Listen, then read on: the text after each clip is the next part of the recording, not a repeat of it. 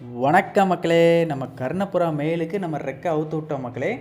ஆக்சுவலாக நேற்றுக்கு தான் அவங்களோட ஃபீமேல் ஃபஸ்ட் எக் வச்சாங்க. ஸோ நாளைக்கு 2வது எக் வைப்பாங்க. பட் அதுக்குள்ளே ஏன் நம்ம அவுத்து விட்றோம் அப்படின்னா, அது சிக்கு பொரிக்கிறதுக்கு வந்து கரெக்டாக 18 டேஸ் இருக்குது. பொரித்து ஒரு 5 டேஸில் நம்ம ரிங்கு போடணும். ஸோ ரிசல்ட் பார்த்தா தான் ரிங்கு போடலான் இருக்க மக்களே.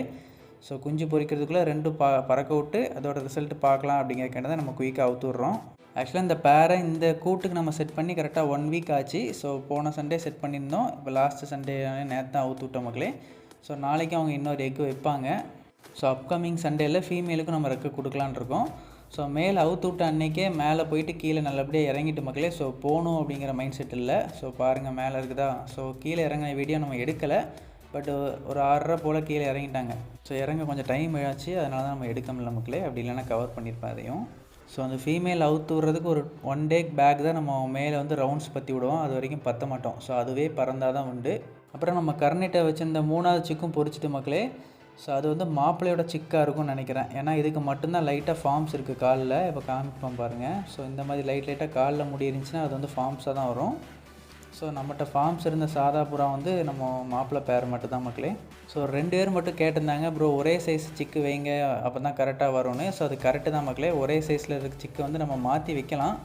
பட் இந்த 3மே பொரிச்ச அன்றைக்கே நம்ம மாற்றி வச்சுருக்கோம். ஏன்னா அந்த கருணை வந்து அது விளக்காதுங்கிறனால பொரிச்ச அன்றைக்கே மாற்றி வச்சுருக்கோம். ஸோ அப்போவே மாற்றி வைக்கிறது வந்து தப்பான முறை மக்களே. ஆனால் அதே டைமில் குஞ்சு பொரிச்சிருந்துச்சுன்னா நம்ம மாற்றி வைக்கலாம். பட் மற்ற 2 புறாவும் ஒரு 3 டேஸ் முன்னாலேயே குஞ்சு பொரிச்சுது. ஸோ நம்ம கொஞ்சம் ரிஸ்க் எடுத்து தான் வச்சோம். ஏன்னா 4 டேஸ் தான் அந்த மில்க் சுரக்கும் பேரண்ட்ஸுக்கெலாம். ஸோ நம்ம அது ஒரு நாள் தான் கொடுப்போம் அப்படிங்கிற மைண்ட் செட்டில் தான் வச்சோம். ஸோ அதே மாதிரி கொடுத்துருந்துச்சி. பட் இன்றைக்கி பார்த்தா அந்த பெரிய குஞ்சு இருக்குது பாருங்கள், ஃபஸ்ட்டு பொரிச்ச சிக்கு. அதுக்கு வந்து ஃபுட்டே கொடுத்துட்டு டேரெக்டாக மில்க் இல்லாமல் அது கழுத்தில் வந்து ஃபுட்டு இருக்குது.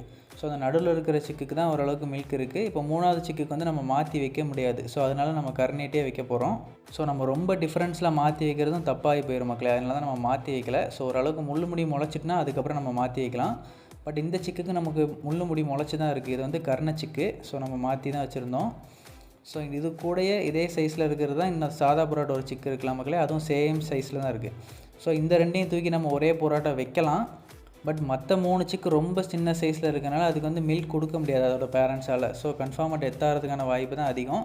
ஸோ இந்த டைமில் நம்ம மாற்றி வைக்கிறது ரிஸ்க்கு அப்படிங்கிறனால தான் சரி வந்தால் வருது போனால் போட்டுன்னு சொல்லி நம்ம வச்சுருக்கோம். ஒருவேளை 2 ரொம்ப சின்ன சிக்காக இருந்து இறந்துருச்சுன்னு வச்சுக்கோங்களேன் ரிஸ்க்கு. இங்கே பாருங்கள் ஃபுட்டு தான் கொடுத்துருக்குது. ஸோ அந்த நடுவில் இருக்கிற சிக்குக்கு மட்டும் தான் லைட்டாக மில்க் இருக்குது. ஸோ நாளைக்கு வந்து பார்த்தா அதுவும் இருக்காது. ஸோ பொழைச்சி வந்தால் அது அதோட அதிர்ஷ்டம் தான் சொல்லணும். ஸோ வெயிட் பண்ணி பார்க்கலாம் 3 சிக்கும் வருதா அப்படிங்கிறது. ஸோ அந்த ஃபார்ம்ஸ் இருக்கிற சிக்கு வர்றது டவுட்டு தான். ஸோ வருதா இல்லையான்னு வெயிட் பண்ணி பார்க்கலாம். தேங்க்யூ ஃபார் வாட்சிங். Keep supporting. தேங்க்யூ.